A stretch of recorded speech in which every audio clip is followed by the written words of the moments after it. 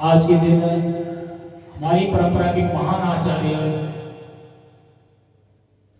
श्री माधवाचार्य जो हैं उनका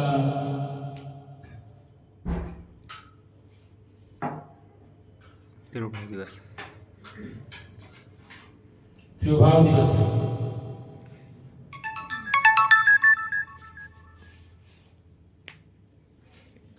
तिरुभाव क्या होता है किसको और मृत्यु क्या होती है, इसमें आपको अभी तक अंतर पता लग गया होगा। इतने दिन से डेली कथा सुना रहा हूं तो तिरुभाव के बारे में आपको पता लगा होगा। कोई बता सकता है तिरुभाव और मृत्यु में क्या अंतर है?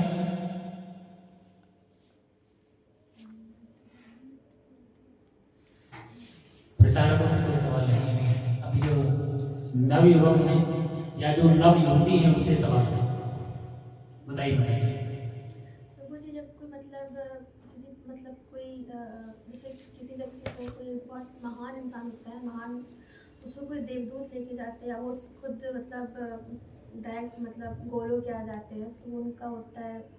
और जो कभी किसी व्यक्ति की मृत्यु होती है, कोई यमदूत लेके जाते हैं, तो उनका मृत्यु माता जी महान में बहुत सारे लोग आ सकते हैं। मैं बोलना चाहिए महान वैष्णव आचार्य है।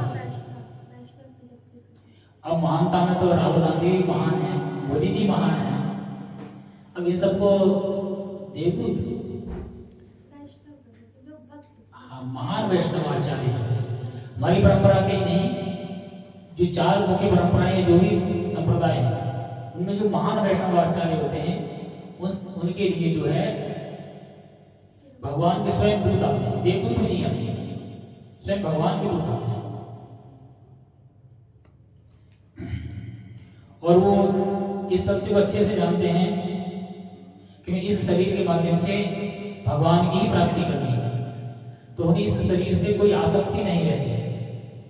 जब उस शरीर से आसक्ति नहीं रहती तो उस समय का इंतजार करते रहते हैं कि कब गोलोक वृंदावन से कोई संदेश आए, वो चलने के लिए उठ खड़े हो। तो जैसे ही उनके कानों में आवाज सुनती है कि चलो, तो पहले से तैयार होते हैं, वो चलते नहीं दौड़ने लगते हैं। वो इसलिए दौड़ते हैं वो इस भौतिक जगत में अपने प्राण प्रिय श्री राधे श्याम सुंदर से विरह से व्याकुल है, और उनका वो साक्षात दर्शन करेंगे, उनकी सेवा में रहेंगे और उनकी लीलाओं का आनंद लेंगे। वो इसलिए प्रसन्न होते हैं। और जो उनके अनुयायी या उनको अनुगमन करने वाले जो शिष्य हैं या उनको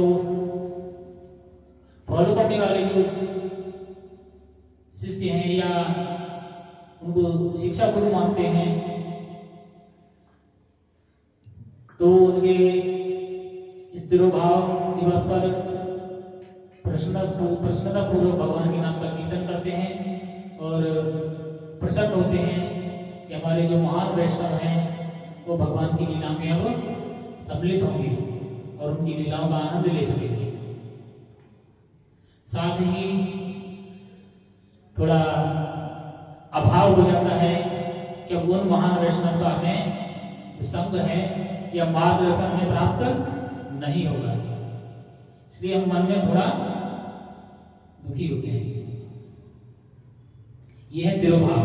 और साधारण व्यक्ति क्या है, उसको शरीर से आसक्ति है, अपने बंधु बांधवों से आसक्ति होती है।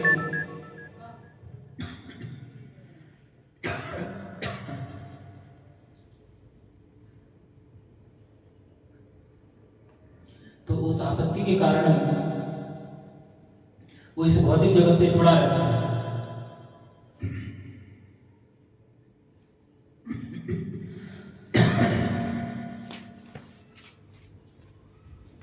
और इस आसक्ति के जुड़ाव के कारण ही वो इस भौतिक जगत को छोड़ना नहीं चाहता। वो सोचता है कि मैं ही सब कुछ करने वाला हूं। उसे ये ज्ञान ही नहीं होता इस समस्त चराचर को, समस्त ब्रह्मांड को चलाने वाले केवल एक ही हैं, वो है परमात्मा परम पुरुषोत्तम भगवान श्री कृष्ण। सब कुछ इन्हीं की इच्छा से चल रहा है। ये भौतिक जगत की तो बात ही क्या है।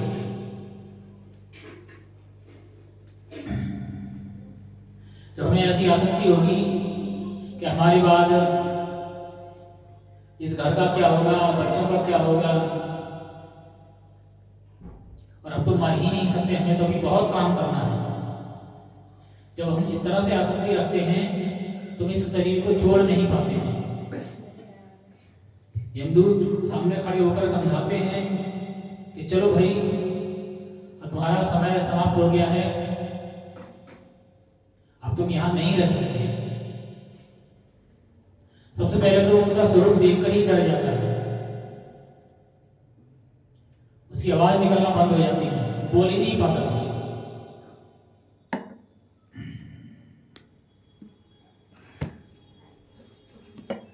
और जो उसके परिवार के सदस्य हैं उनसे कहता है मैं नहीं जाना चाहता हूँ, ये लोग मुझे मार रहे हैं, मुझे इनसे बचा लो, ये मुझे जबरदस्ती ले जा रहे हैं।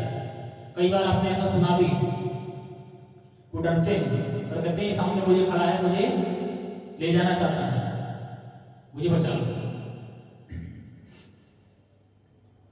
लेकिन बहुत ज्यादा भय और जो यमदूत जो हैं, जो अपना यमपास का प्रहार करते हैं, तो बहुत ज़्यादा पीड़ा होती है। उस पीड़ा के कारण फिर बोलना बंद हो जाता है। हम केवल इधर उधर की आवाज़ें जो है वो सुन पाते हैं, केवल हमारी श्रवण शक्ति ही कार्य करती है और हम कुछ बोल नहीं सकते।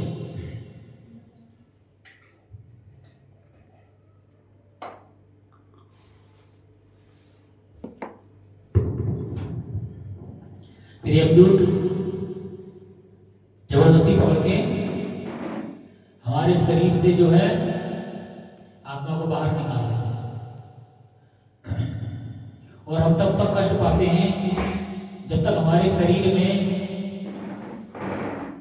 सूक्ष्म शरीर का निर्माण नहीं हो जाता, तब तक हम कष्ट पाते हैं। क्योंकि यमदूत बिना सूक्ष्म शरीर के कुछ नहीं ले जा सकते, कुछ तो प्रूफ होना चाहिए हम कुछ लेके आए हैं।